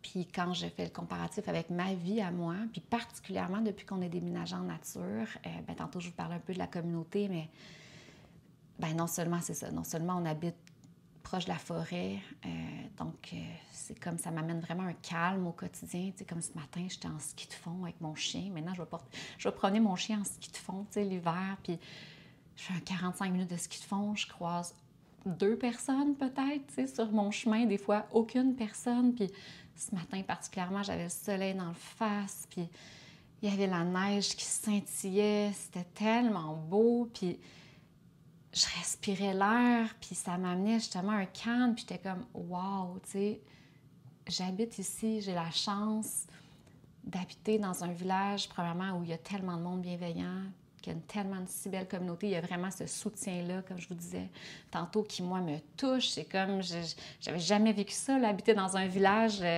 et c'est, moi, je capote. Fait que, tu sais, d'habiter dans ce village-là, parce qu'il y a tellement de monde qui me nourrissent, d'habiter proche de la nature, d'avoir la chance vraiment d'être nourrie au quotidien par un projet qui me transforme intérieurement, mais qui m'amène aussi à transcender des peurs, à sortir de ma zone de confort. Je veux dire, Pastel Fluo, c'est tellement magnifique, puis en même temps, ça m'amène tellement justement à me découvrir puis à travailler sur moi, là. Bien, je pense que tous les entrepreneurs, probablement, c'est une des choses que l'entrepreneuriat amène, c'est ça, ça nous amène à travailler sur nous, fait que c'est beau. Puis, tu sais, la relation avec mon chum, la relation avec mes enfants, la qualité d'amis que j'ai autour de moi, tu sais, je suis vraiment choyée. Et j'aime profondément ma vie, puis des fois, quand je regarde ce qui se passe, puis là, naturellement, là, je fais une parenthèse, c'est vraiment pas parfait. Je veux dire, il y a plein de choses chaotiques au quotidien, mais reste que je le sais que je suis extrêmement privilégiée d'habiter au Québec puis d'habiter dans un pays sécuritaire, surtout avec ce qu'on voit dans le monde actuellement. Puis souvent, je suis comme la croyance, la pensée, le narratif intérieur que j'ai à l'intérieur de moi, c'est souvent, mais comment est-ce que je peux faire plus pour aider? Puis comment est-ce que je peux faire plus? Mais ça m'a amené trop loin, justement, comme je vous l'ai expliqué tantôt. Puis le fait d'avoir vraiment vidé complètement ma fontaine à travers le processus des tournages et tout, mais ça m'a aussi amené à vraiment lâcher prise sur la souffrance du monde, tu sais. Puis je pense qu'avec mon intensité, ma passion, puis justement mon grand besoin d'amener du bien, de prendre soin de l'humain, mais des fois que c'est trop au détriment de moi, ma santé mentale, physique, puis que là, je l'ai vraiment vu, mais dans le fond, c'est comme si ça m'a amené en touchant un peu plus le fond, là, si je peux dire, ça m'a amené vraiment à lâcher prise d'une façon beaucoup plus profonde sur le fait que je peux pas sauver le monde, tu sais. Puis ça, je le sais, puis je me le dis intérieurement, mais c'est comme si là, ça vient de s'intégrer d'une façon encore plus profonde dans un lâcher-prise de juste « Hey, Joanie, tu fais ce que tu peux, c'est tout. » Puis un des messages de Pastel Fluo, c'est d'être un colibri, d'oser être un colibri, tu sais. Puis j'ai des colibris, bon, partout dans ma maison.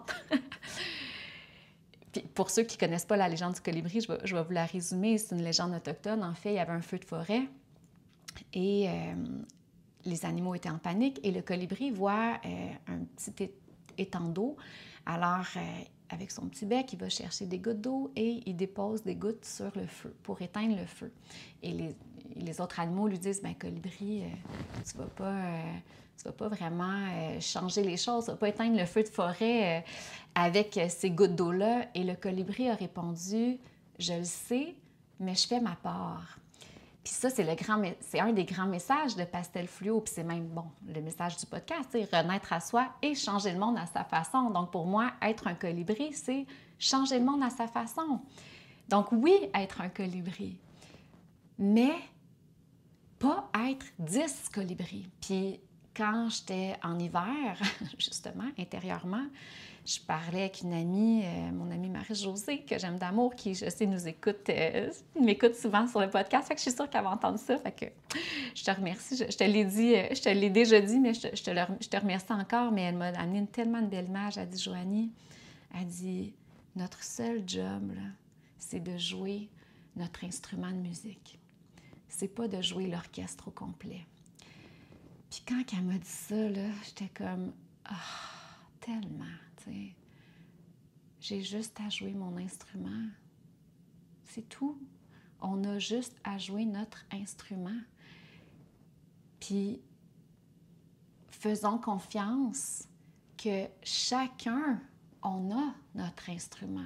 Chacun, on a notre médecine, on a ce mix. C'est souvent ça que je dis en conférence, hein, quand je parle justement d'être un colibri, c'est qu'on a, il n'y a personne y a personne qui est comme nous.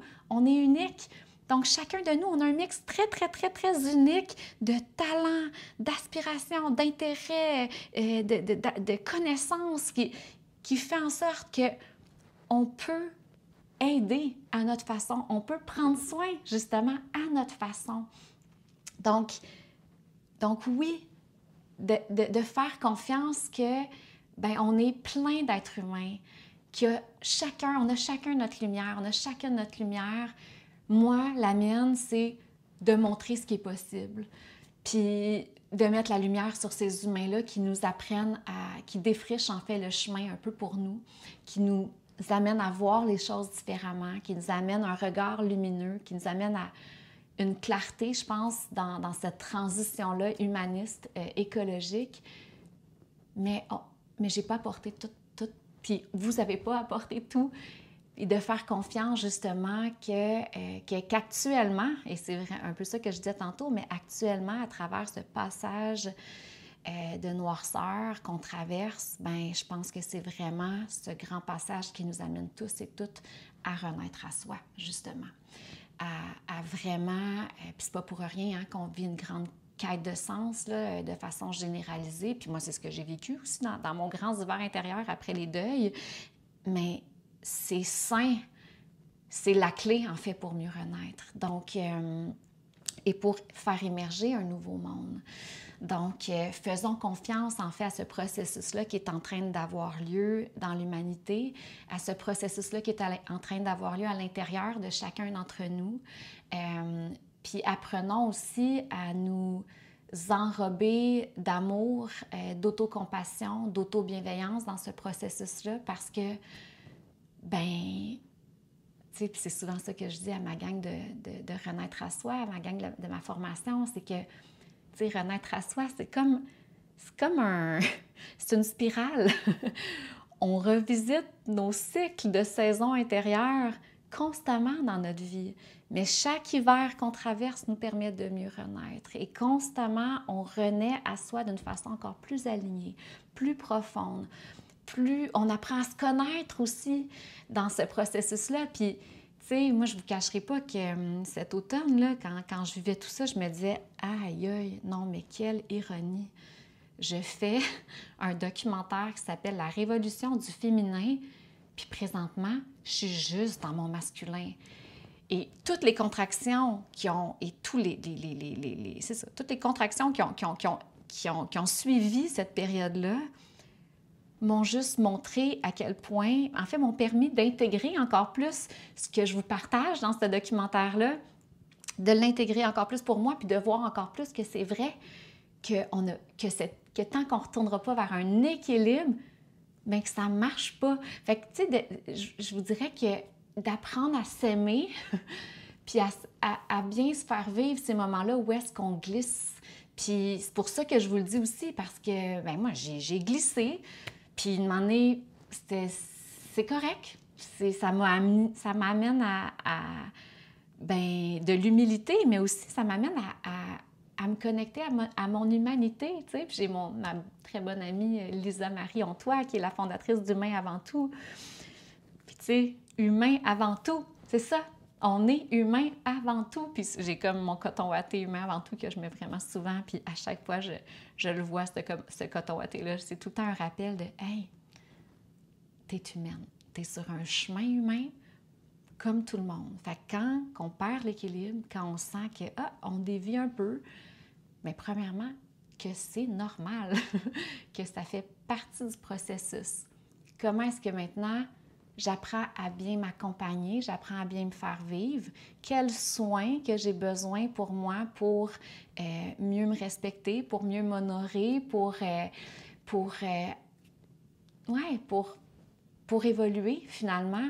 Mais cette autocompassion-là, je pense qu'elle est tellement importante dans ce processus parce que c'est ça, on est des êtres humains, puis toute notre vie, on va apprendre à mieux renaître à soi, justement. Fait que ça a été vraiment un beau cadeau, tu sais, de lâcher prise justement cette croyance-là de sauver le monde, puis de juste me ramener à t'as juste à faire ta part. Donc oui, osons être des colibris, osons faire des choix qui demandent du courage pour s'aligner, puis offrir notre médecine, puis honnêtement, c'est ça aussi, dans Renaître à ça, c'est ça que je dis, c'est Colin, quand on se met sur notre chemin pour vrai, là, puis qu'on marche vraiment, qu'on commence à marcher un chemin qui est le nôtre, puis qu'on commence à prendre soin à notre façon, à partir de ce qu'on porte, mais à partir de ce qui nous fait vibrer, à partir de ce qui pétille de l'intérieur, ben c'est nourrissant pour nous et c'est nourrissant pour l'autre. Donc, c'est comme juste du win-win. Donc, oui, osons être des colibris, mais soyons juste un colibri. Soyons pas 15 colibris. Faisons juste jouer notre instrument. Puis faisons confiance à toute la diversité de l'humanité pour amener de la lumière dans le monde, puis prendre soin de l'humain. Puis en même temps, aussi, moi, ce que ça m'a amené aussi à relâcher, c'est que chacun a sa responsabilité pour aller bien. Fait que, tu sais, demander, des fois, on veut tellement pour les autres. Je ne sais pas si ça vous est déjà arrivé, mais moi, certaines personnes autour de moi, des fois, je voulais quasiment plus qu'eux. Mais tu sais, demander, on a chacun... Puis ça, c'est un grand message aussi, là, vous allez voir dans saison 2, toute cette notion, donc oui, de reprise de pouvoir, mais aussi de prendre notre responsabilité. Cette transition-là ne peut pas se passer si on fait juste chialer. Non, on a tout à prendre notre responsabilité. Donc, ça a été des grands apprentissages. Puis aussi, en lien avec ça, ben, tu sais, tantôt, je vous disais que je ressens cette culpabilité-là, des fois, de ce que je vis, de ma vie, dans mon quotidien, puis par rapport à ce que je peux voir, la souffrance dans le monde. Mais ce que ça m'a amené aussi, là, c'est... tu sais, vous savez, quand on... Puis ça m'avait fait ça aussi d'un deuil, là. Quand on vit des gros hivers intérieurs, là, un des gros cadeaux, c'est que quand on renaît, là, puis quand on arrive dans le printemps, puis dans l'été qui suit cet hiver-là, qui a été très, très froid, mais les étés ne goûtent jamais aussi bon. Il y a comme, plus qu'on va loin dans notre souffrance, plus qu'on va loin dans nos hivers, plus que le cadeau est bon aussi une fois qu'on l'a traversé. Donc ça aussi, c'est comme... C'est riche, ce processus de vraiment se permettre de se déposer dans l'hiver, de prendre le temps, hein, parce qu'il y a de ça aussi. Je pense qu'on est dans une société qui veut tellement être dans le printemps puis dans l'été que, dès qu'on arrive dans des périodes plus inconfortables, nos périodes d'ombre, nos périodes hivernales intérieurement, bien, on veut vite aller dans la lumière. Mais honnêtement, tu sais, moi, ça fait 3 mois là, que je suis plus ces réseaux. Bien, 2 mois et demi, 3 mois que je vous ai pas parlé, parce que j'étais pas capable d'être dans le monde. J'avais vraiment besoin d'être repliée vers moi, intégrée, apprendre, mais justement, c'est un cadeau qu'on se fait aussi de se respecter puis de vraiment se déposer dans ces moments-là où on est dans un hiver intérieur. Faites confiance. Si vous êtes au cœur d'un hiver actuellement, faites confiance que tant que vous n'allez pas ressentir l'énergie pour renaître, ben c'est rester dans votre hiver. Puis enveloppez-vous, là, souvent ce que je dis dans mes ateliers ou en conférence, c'est comme de sentir comme si on s'emmitouflait d'une couverture chaude dans ces moments-là. Comment est-ce que je peux m'entourer d'amour? Comment est-ce que je peux vraiment honorer mes besoins? Comment est-ce que je peux m'apporter ces soins-là pour justement faciliter ce processus vers le printemps. Mais on a besoin de se déposer dans l'hiver. Puis un des cadeaux, justement, en lien avec ça, c'est que, tu sais, l'été, justement, quand on est en été, savourons l'été. Parce que c'est ça aussi actuellement, c'est comme, tu sais, bon, j'ai vécu une période d'hiver plus liée à de l'épuisement, au fait que ma fontaine était complètement vide, mais c'est comme si des fois je me sentais mal. Ma culpabilité, j'avais de la culpabilité pour la souffrance du monde, mais j'avais aussi ma culpabilité d'être bien. Tu sais, c'est quasiment, je veux dire, il y a tellement de monde qui ne vont pas bien présentement que c'est quasiment comme s'il ne faut pas le dire trop fort quand on va bien. Est-ce qu'on est, on est de plus en plus, on est de moins en moins nombreux à aller bien. Puis ça aussi, c'est comme si des fois, j'assumais moins le fait que, hey, je suis vraiment bien. Puis demander, c'est comme de se donner une tape dans le dos parce que, écoutez, tu sais, ça va faire 10 ans l'année prochaine que Thomas est décédé, là. Donc, ça fait 9 ans, 8 ans, supposons. Si je calcule la première année, là, qui était comme un gros hiver après mon deuil, mais tu sais, ça fait 8 ans, moi, que je suis dans un processus de rechoisir ma vie, puis de vraiment être à l'écoute de mon ressenti, de voir, OK, comment est-ce que je peux plus m'aligner. Puis vous le savez, là, le dernier épisode solo, je vous ai partagé juste l'épisode du déménagement en nature, à quel point que ça nous a amené beaucoup de défis. Mais donc, c'est un processus qui est long, hein, aussi. Je pense qu'il y a de ça. Il faut se rappeler que c'est un processus qui est long. Ça se fait pas en quelques mois. Mais aujourd'hui, c'est comme si... premièrement, je sens tellement que j'ai plein d'outils à l'intérieur de moi.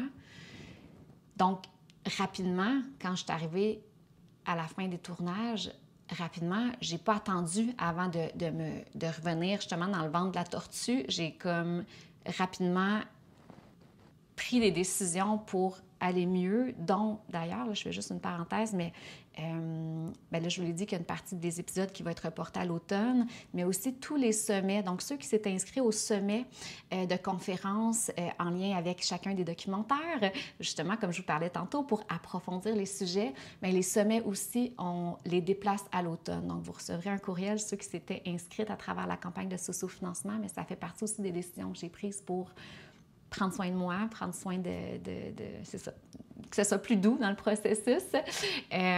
Excusez, là, ça, c'est vraiment juste une parenthèse. Mais c'est ça, donc d'aller bien, osons, tu sais, quand on va bien, bien, osons être cette lumière pour les autres. Puis ça aussi, ça m'a amené à encore plus, cette période-là que j'ai traversée m'amène encore plus dans cette force d'incarner cette lumière dans un monde où on en a vraiment besoin et de ne pas avoir peur d'incarner cette lumière-là. Puis tu sais, j'en parlais avec un de mes amis, David Côté, d'ailleurs, que j'avais interviewé sur le podcast il y a quelques années. On est rendus vraiment des bons amis maintenant. Nos filles sont des très, très grandes amies. Puis on s'est vraiment liés d'amitié avec, comme couple d'amis. Puis j'y partageais. Puis David, pour moi, pour ceux qui ne le connaissent pas, c'est un entrepreneur social. C'est lui qui a fondé Loop Mission, donc tous les jus qui viennent récupérer les légumes qui allaient être jetés, qui transforment ça en jus. Et c'est vraiment au-delà de ça. Là, en fait, c'est vraiment une entreprise qui revalorise ce qui allait être jeté pour créer vraiment une économie circulaire. Puis bon, puis David, c'est un entrepreneur social qui a plein de succès, puis il est même rendu dragon, justement, à l'émission Dans l'œil du dragon, où est-ce que, justement, il a ce rôle-là d'être un entrepreneur social, puis d'amener une importance, d'amener un volet social dans nos entreprises, de prendre soin comme entrepreneur. Donc, comment est-ce que, quand on a une entreprise, on peut, nous aussi, amener un volet où on prend soin? Bref, puis David m'inspire vraiment beaucoup parce que c'est un gars qui est vraiment bien avec lui-même, puis qui est heureux, qui a pas peur de rayonner son bonheur, puis qui en fait profiter les gens autour de lui. Puis tu sais, j'y parlais justement, là, genre 2 semaines, puis j'étais comme, tu sais, David, tu m'inspires à justement pas me cacher d'être bien, puis au contraire, je veux être bien, puis je veux répandre la lumière autour de moi. Puis justement, tu sais, il me disait, Joanie, notre job, là, c'est d'être bien dans la vie. C'est ça, tu sais. Fait que c'est tellement important. Puis je pense que ça aussi, on n'en parle pas assez. Osons faire des choix où on se sent bien. Puis ça, c'est une clé aussi pour transformer notre monde. Fait que bref, ça m'a comme amené, justement à honorer ce côté, à honorer la légèreté dans ma vie, puis à l'embrasser, puis à pas me sentir coupable de ça. Au contraire, de me dire, premièrement, ça a été l'accumulation de plein de choix de vie qui m'a amené plein de défis. Je veux dire, c'est pas facile de faire des nouveaux choix de vie, ça demande du courage, mais en même temps, là, je suis comme rendue à un endroit après 8-9 ans où je me sens vraiment bien, puis où est-ce que je suis comme... C'est comme si ça m'a amenée à encore plus incarner mon rôle, cette mission-là de participer, comme je suis certaine, plein d'entre vous, à ouvrir le chemin pour les gens qui traversent des moments plus sombres, mais aussi, c'est ça, bref, je ne veux pas me répéter, mais d'embrasser la légèreté.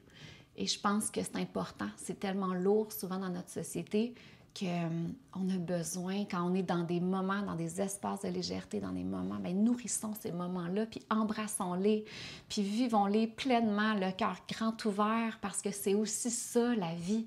Et ça peut être ça, la vie. Donc, de se rappeler que, oui, la vie est belle. Puis justement, ce matin, en ski de fond, c'est ce que je réalisais, tu sais, j'étais comme, j'ai juste écouté les oiseaux, j'étais bien, j'avais comme vraiment, j'ai eu un moment, à un moment donné, je me suis arrêtée, puis j'avais le soleil d'en face, puis c'était comme, il y avait la neige qui scintillait, puis j'étais comme, wow, tu sais, à aller tellement vite, on passe à côté de l'essence même de la vie, qui est tellement belle. On a la chance d'habiter dans un corps physique qui est extraordinaire. On a la chance d'avoir une intelligence rationnelle qui nous amène à organiser, à structurer, à atteindre nos objectifs, à concrétiser nos visions, nos rêves. On a la chance d'avoir une intelligence intuitive qui nous amène à avoir plein d'idées, plein d'inspirations, à capter des visions qu'on va ensuite, justement, mettre au monde. Donc, c'est beau. Donc, bref, c'est beau la vie. Je pense qu'il ne faut pas l'oublier. Puis des fois, peut-être que présentement, on peut avoir tendance à l'oublier. Puis pour moi, il y a eu vraiment ce grand cadeau de dire « Hey, la vie peut aussi être belle. La vie peut aussi être pleine de légèreté, pleine d'amour. » Mais à chacun de nous de faire des choix de vie pour justement se rapprocher de ça. De rapprocher de cette lumière, de se rapprocher de ce bien-être-là. Donc, faisons confiance en fait au processus de ces saisons intérieures qui nous traversent constamment, tout au long de notre vie, mais qui nous amènent justement à mieux renaître à soi, à vraiment intégrer toujours plus. Puis pour moi, ça a été ça, les derniers mois, ça a été un roller coaster, mais en même temps, tellement d'apprentissage, tellement de cadeaux cachés. Puis là, ben, je suis comme... Là, je suis excitée, là, je suis en train de renaître. Fait que c'est le fun, là, je suis comme... tu sais, on a présenté au diffuseur la semaine passée, en fait, notre documentaire. Donc là, notre premier épisode, on l'a envoyé. Donc là, je suis en train de... Là, j'ai commencé à le présenter à des amis. Puis là, je suis en train de réaliser que... Oh my God, c'est vraiment, vraiment beau. Fait que je suis comme toute excitée de vous offrir ça. Puis j'ai l'impression que c'est ça, un peu de sortir ma tête de l'eau, puis de regarder en arrière, puis de faire « Mais c'est d'une beauté, c'est d'une... » c'est ça, je suis contente d'être en train de renaître. Puis aussi, un autre, là, je vais peut-être finir avec ça, là, ça commence à être un petit peu long, mon épisode, mais justement, c'est en lien avec ça. Une des choses, c'est que sur les réseaux sociaux, j'ai réalisé, moi, que quand on prend un temps pour prendre du recul, ça nous permet d'avoir des belles réflexions puis de ressentir ce qui est juste pour nous. Puis moi, une des choses, c'est que je réalise que, ben moi, là, de faire des vidéos d'1 minute et demie en reel là, ou en réel, c'est pas moi. Je suis pas capable de parler en 1 minute et demie. J'ai besoin... C'est pas ma médecine, moi, de juste parler en 1 minute et demie. Puis je pense qu'il y avait beaucoup de ça, moi, qui me vidait sur les réseaux sociaux. C'était comme de m'adapter à un format qui n'est pas le mien. Puis je réalise que pour être plus alignée, pour être vraiment... pour moins... pour pas que ça diminue mon énergie vitale, les réseaux sociaux, bien, en fait, une des choses que je vais changer aussi, ça va être qu'à partir de maintenant, je vais vous faire plus d'épisodes solo sur le podcast. Ça va être vraiment plus ma façon de vous parler. Puis, le résumé de ces épisodes-là, je vais vous les partager dans l'infolettre aussi. L'infolettre que j'ai jamais donné d'amour à l'infolettre parce que j'avais pas le temps. Mais là, c'est comme... C'est ça, quand je vais déployer la saison 2, là, je vais me laisser le prochain mois et demi pour comme vraiment tout... C'est ça, j'ai encore besoin de donner beaucoup, beaucoup d'amour au montage et tout, mais éventuellement, là, à partir du printemps, je veux vraiment plus vous parler justement à travers les podcasts. Bon, peut-être pas long comme aujourd'hui. Là, aujourd'hui, j'avais vraiment beaucoup de choses à vous dire, mais tu sais, des petits épisodes de 15-20 minutes, des réflexions. Puis à partir de là, on viendra extraire 1 minute et demie. On la mettra sur les réseaux sociaux, comme ça, vous saurez qu'il y a un nouvel épisode, mais ça... Puis moi, je viendrai justement mettre l'essence de ça dans une infolette pour ceux qui aiment mieux juste le lire ou ceux qui sont juste curieux de savoir qu'est-ce qui va être raconté dans le podcast. Mais ça, là, quand j'ai eu comme cette... quand j'ai comme réalisé que ça, c'est un aspect qui m'enlevait de l'énergie sur les réseaux sociaux, c'est comme si j'avais de la misère à m'adapter à ce format-là qui n'était pas le mien. Ah là, il y a vraiment quelque chose qui a relâché aussi. Fait qu'on dirait que je suis comme vraiment excitée aussi de ma nouvelle façon d'interagir avec vous à partir de maintenant. Fait que, puis il y aura, bon, des petits partages peut-être plus spontanés qui dureront peut-être 5 minutes sur les réseaux sociaux, à voir, je sais pas, mais je vais surtout me concentrer, je vais surtout vous parler sur le podcast, dans l'infolette, je pense que ça va être vraiment le moyen qui me ressemble le plus, puis ces réseaux sociaux, ça sera plus mon petit quotidien, tu sais, je pense que je mettrai de l'avant, peut-être en story, mais puis c'est ça, tu sais, des extraits de ces moments-là où je vous partage plus sur le podcast, mais ouais, c'est par respect pour moi, pour m'honorer, je réalise que c'est quelque chose, c'est une des décisions justement que j'ai prises pour mieux me respecter. Fait que, ben là, je pense que je vais finir avec ça. J'ai parlé vraiment longtemps, mais je voulais prendre justement le temps de... Je voulais prendre le temps, hein? C'est comme un thème qui revient beaucoup là aujourd'hui dans l'épisode, mais je voulais prendre le temps de vivre mon processus, mais je voulais prendre le temps aussi de vous le partager pour que ça puisse nourrir votre processus. Puis je pense que c'est ça l'essence même, en fait, de Pastel Fluo, c'est de transmettre, hein? Puis qu'on puisse évoluer tous ensemble grâce à cette transmission, puis que chacun d'entre nous, si on peut justement faire partager ce qui nous permet d'évoluer, ce qui nous permet d'être bien, ce qui nous permet de grandir, mais je pense que c'est comme ça que ça va avoir un impact autour de nous. C'est comme ça que on va pouvoir être des colibris. Et voilà.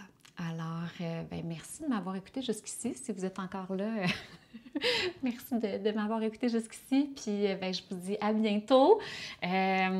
Je suis vraiment, vraiment excitée de vous présenter les épisodes dans moins de 2 mois. Puis c'est ça. Puis, tu sais, le 5 mai, si vous voulez mettre ça à votre agenda, il va peut-être rester une centaine de billets là, seulement quand on va le mettre, quand je vais lancer l'événement. Fait que vous serez, soyez à l'affût. Je vais aussi l'envoyer en infolette. Là, c'est ça. Je vais commencer à utiliser plus l'infolette. Fait que si vous voulez aller vous inscrire à l'infolette, vous allez juste aller sur pastelfluo.com puis vous pouvez rentrer votre adresse, comme ça vous serez au courant des nouvelles, mais c'est ça, il y avait déjà des gens qui avaient acheté des billets dans la campagne de socio-financement pour les projections devant le public, puis là, on a comme loué une salle encore plus grande parce que les billets étaient quasiment comme toutes vendus à travers la campagne de socio-financement, fait que là, ça va être la grande bibliothèque des Archives nationales du Québec le 5 mai, toute la journée, le dimanche 5 mai, ça va être magique, honnêtement, ça va être un soin pour l'âme et le cœur, donc ça serait l'événement qui nous attendrait en personne, qui nous permettrait de se voir en vrai, de se donner des vrais câlins, puis ouais, de juste voir qu'on est plusieurs à marcher ce chemin-là, puis que c'est vraiment beau. Puis ça va nous permettre d'être grandement inspirés aussi. Donc, je vous envoie plein d'amour, puis merci de m'avoir écouté, puis ayons confiance en ce processus des saisons intérieures qui nous traverse et en ces printemps qui nous permettent de renaître toujours plus à soi. Donc, voilà.